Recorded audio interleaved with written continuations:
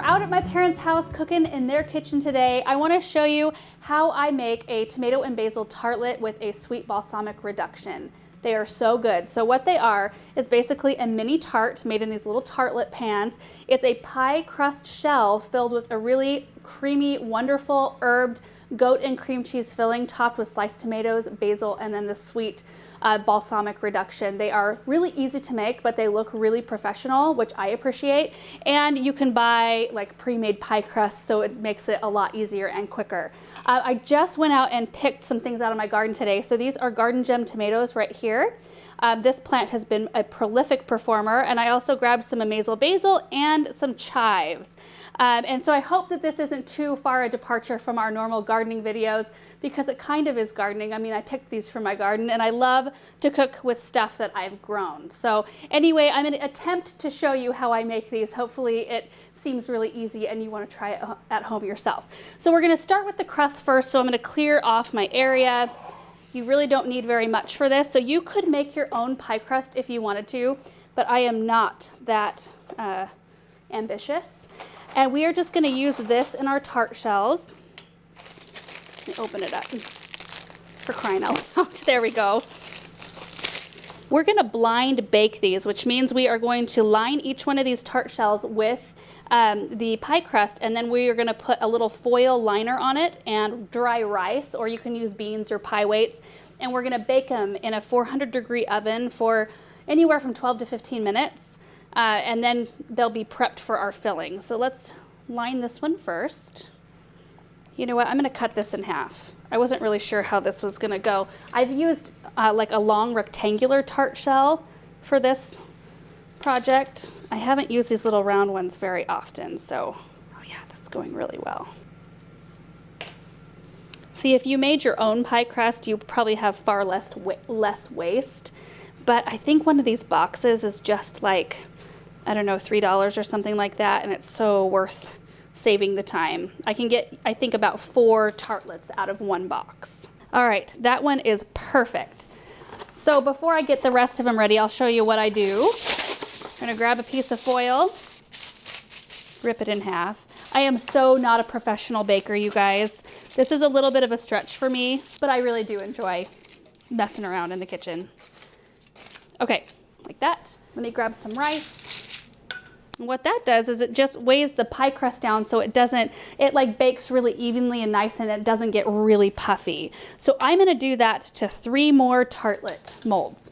Well, that worked out perfectly. 1 box of pie crust made 6 tartlets, which is how many molds I had. So now I'm gonna grab a cookie sheet. And we are gonna line all of these up on this cookie sheet so it's easy to get them in and out of the oven. Now I'm going to put them in a 400-degree oven, and they'll bake for about 12 to 15 minutes. Okay, so while the tart shells are baking, we are going to make our balsamic reduction. I need to find a whisk though. Oh, right here. You know what, I think I'm just going to use a spoon. I found a whisk, but they're all really big. We are going to put a 1/2 cup of this balsamic vinegar in this little pot. And I love this pot because it has little pour spouts, which is perfect for how we're using this. Okay. And then we are going to add 5 teaspoons of brown sugar. That's what makes it really good. Okay. So I'm just going to stir this really well, and I'm going to go put it on the stovetop on medium-high heat and get it to kind of simmer for about 5 minutes, usually between 5 and 10 minutes, and it'll thicken down to this really syrupy, wonderful sauce. Okay, so now I'm going to prep the tomatoes, and this part is really easy. I just like to cut them in really thin slices and then set them on top of paper towels, and that way a little bit of their juice is absorbed, because you don't want to sit them on top of the filling in the end and have all that watery tomato juice run out. It kind of makes the crust soggy. So this part I like to do at this stage so that they have time to kind of sit there and drain a little bit. So super easy. What is that, like 1/4-inch slices, maybe? Whatever you like. You can also use multiple different color of tomatoes, which is really pretty. So if you can get a hold of some heirloom tomatoes that are yellow and purple and then incorporate some of the red, it's just a really pretty look. Oh, these smell really good. Let's That's probably all the tomatoes I'm gonna need. I'm gonna grab one more paper towel so we can blot from the top here. Just like that. And I'm just gonna let these sit to the side. And now we are gonna make the filling.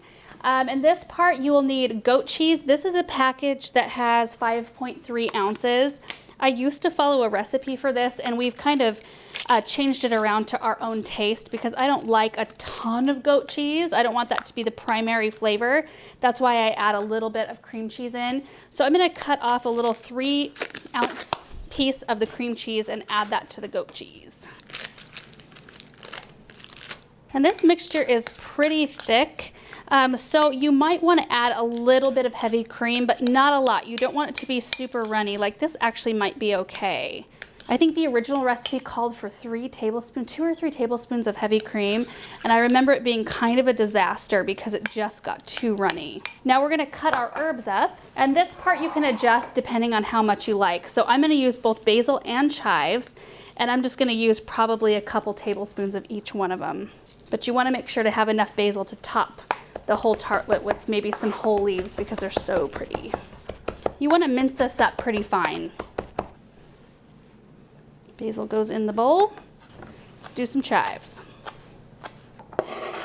All right, and those along with a little bit of salt and pepper, just a generous pinch, probably like 1/4 to 1/2 teaspoon of salt and a 1/4 teaspoon of black pepper.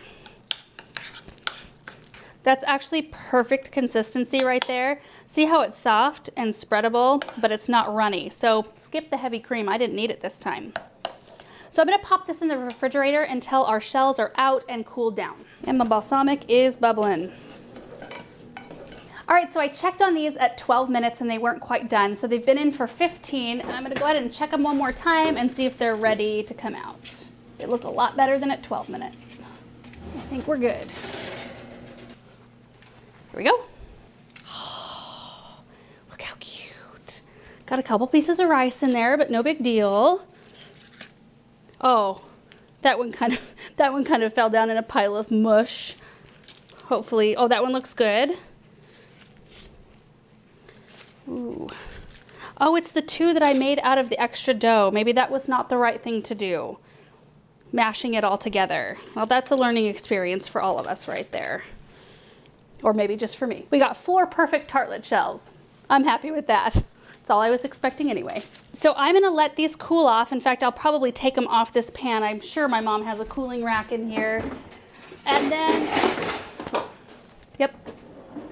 And then once they're all cooled off, we can assemble everything because the glaze is almost done. It's looking thicker. See how easy it is? If you just like have everything together, it really only takes about 15 to 20 minutes to put these together from start to finish. Nobody wants to chomp down on a piece of hard rice. This is exactly what you want. Look at that, coating the spoon, beautiful. So it's been just a few minutes. The little molds are cool enough to handle, and I feel like if I get these tart shells out of the molds, they'll cool even faster. So I'm just gonna give it a try here. Oops. Gotta be ginger with these. Perfect. So it's been about 10 minutes and they're nice and cool. I just wanted to show you the bottom of these. Look at how perfect, golden brown, perfection. Now the other 2 that I tried to make work didn't really work. They got nice and golden brown on the bottom, but they're just too doughy. I probably could have cooked them a little bit longer, but I'm just not gonna use these. I had only planned on making 4 anyway. So I'm just gonna use 2 spoons because I wanna be kind of gentle, and I'm just going to spread it out inside this tart shell. You just really want to be gentle so you don't break the sides. You can see that I already kind of broke the side on that one right there. It doesn't affect the flavor, just the way it looks. So I'm gonna go ahead and fill up the other 2 real quick. Okay, so the tart shells are filled with my cheese mixture. Now we're gonna top them with tomatoes, which I have right here.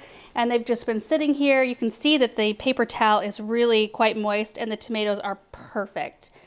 So I'm just gonna lay tomatoes out on the top. Some I've cut in half like that just to give a little bit more visual interest, and then they do fit a little bit better as well.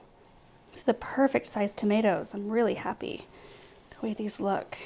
Next step is some basil, which you can put, finely cut basil, or you can do individual basil leaves. We'll do both ways here. Let me find a really nice looking bunch here. So you can do something like that, Or let me cut up some really quick. Do something like this. I kind of like that better. Maybe both. Maybe like that. Yeah, I think we'll do both. All right, so now for the best part. It's this balsamic reduction. So yummy, and this makes it look over the top pretty. And I just pour it with my, either with the little spout on the side of the pan or my spoon. We'll start with the spoon. And that's all there is to making these tomato basil tartlets. That's it. And they're wonderful. My family really enjoys to eat these, and you can really kind of tailor them to your own taste. You can, you know, swap out a different herb if you like dill. Dill would be wonderful mixed into the cheese, maybe instead of chives. So you can kind of tailor it that way. You can put more balsamic drizzle if you want on them. You can make them a different shape, whatever. I just think that they are so pretty and so tasty, and we're still getting a lot of produce out of our garden. So it's fun to be able to utilize it in a really fun way. So anyway, I hope you guys enjoyed this video. I hope you give it a try. Let me know if you do. Send me a message because I would love to know your thoughts on it. Thanks so much. We'll see you in the next one. Bye.